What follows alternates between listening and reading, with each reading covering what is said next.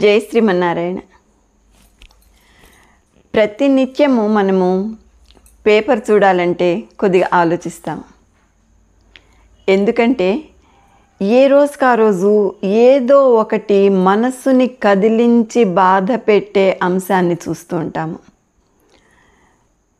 So ఒక బాధాకరమైన విషయాన్ని ఫేస్ చేయాలంటే చాలా కష్టంగా ఉంటుంది.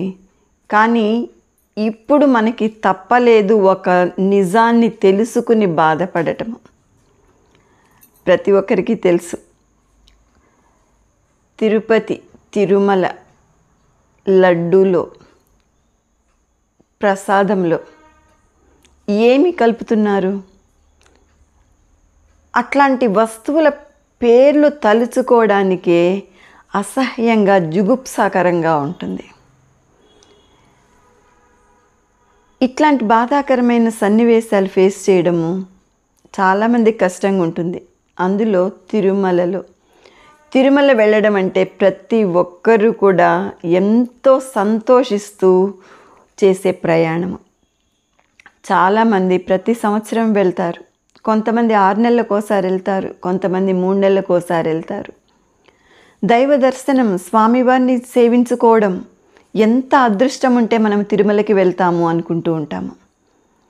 తిరుమలకి వెళ్ళొస్తే అదొక స్పెషాలిటీ, ఒక హ్యాపీ ఫీలింగ్, ఆధ్యాత్మికత పెరుగుతుంది, స్పిరిచువాలిటీ రాను పెరుగుతుంది. అక్కడ వాతావరణం అట్లాంటిది. అట్లాంటి వాతావరణంలో స్వామికి నివేదించిన నైవేద్యము ప్రసాదంగా తీసుకుంటే ఎంత మంచి అనుభూతి.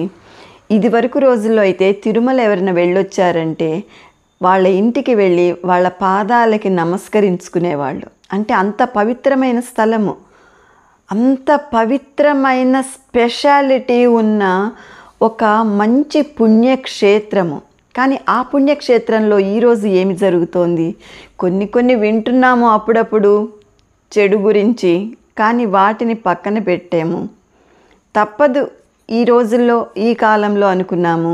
కానీ ఇప్పుడు అన్నిటికంటే దారుణమైన ప్రసాదము, లడ్డూ ప్రసాదం గురించి వెలికి వచ్చిన విషయాలు మనసుని కలిచివేస్తాయి.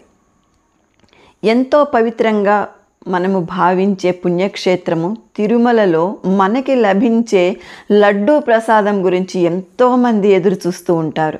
మనము తిరుమల వెళ్ళామంటే మనకి స్పెషల్గా చెప్తారు, లడ్డూ ప్రసాదాన్ని మాకు కూడా తీసుకురండి అని. చెప్పినా చెప్పకపోయినా కూడా వెళ్ళిన వాళ్ళు తీసుకొచ్చి అందరికీ పంచుతారు. ఎంతో సంతోషంగా, పంచడంలో సంతోషంగా ఉంటుంది, ఆ నైవేద్యం స్వీకరించడంలో సంతోషం ఉంటుంది. కానీ ఇప్పుడు ఆ సంతోషాన్ని అందరూ పొందగలుగుతున్నారా? ఓ పెద్ద క్వశ్చన్ మార్క్. అక్కడ ప్రసాదం తీసుకోవాలంటేనే ఆలోచించే పరిస్థితి వచ్చింది.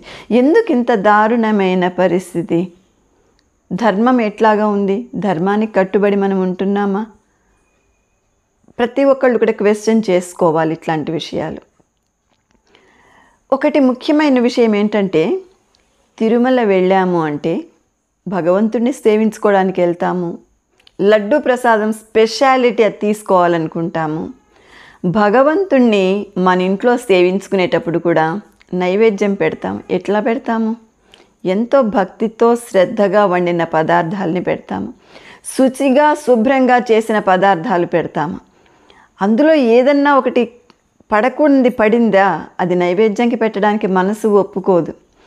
మన ఇంట్లో చిన్న పిల్లలకి మనము ఎంత ప్రేమగా, ఎంత మంచిగా ఆహారాన్ని అందిస్తామో అట్లాగే భగవంతుడికి కూడా ఆహారాన్ని, నైవేద్యాన్ని పెడతాము. అంటే భగవంతుడిని చిన్న పిల్లల్లాగా చూసుకుని మంచి రుచికరమైన ఆహారాన్ని నైవేద్యంగా పెట్టడానికే మనమందరము ఇష్టపడతాము. కానీ ఈ రోజుల్లో ఇప్పుడు తిరుమలలో జరిగిన లడ్డూ సంఘటన ఎంతో బాధాకరంగా ఉంది. మరి దాన్ని అందరు ఎట్లా ఫేస్ చేస్తారు? అక్కడికి వెళ్ళి ప్రసాదం కొనుక్కోవాలనిపిస్తుందా? ఇంత దారుణమైన పరిస్థితిలో మనం ఉంటున్నాము. దీన్ని మనం ఎట్లా ఫేస్ చేయాలి? దీన్ని ఎట్లా తీసుకోవాలి? ఎట్లా అరికట్టాలి? ఇవన్నీ ప్రతి ఒక్కళ్ళు బాధ్యతాయుతమైన హిందూ పౌరుడిగా ఆలోచించాల్సిన విషయము. నలుగురిలో ఇట్లాంటి విషయాలు జరగకూడదు, జరుగుతున్నాయనే అవేర్నెస్ తీసుకురావాల్సిన సమయం వచ్చింది. సో ప్రతి ఒక్కళ్ళు స్పందించండి. మీ అభిప్రాయాల్ని పబ్లిక్గా చెప్పండి. భయపడాల్సిన అవసరం లేదు. మన దేశంలో వాక్ స్వాతంత్రం ఉంది, కరెక్ట్గా మాట్లాడచ్చు మనము. కాబట్టి ప్రతి ఒక్కళ్ళు కూడా బాధ్యతాయుతంగా ప్రవర్తిస్తూ ధర్మాన్ని రక్షిస్తూ ధర్మము రక్షింపబడాలి అని కోరుకుంటూ ప్రార్థించడం మనందరము చేయాల్సింది.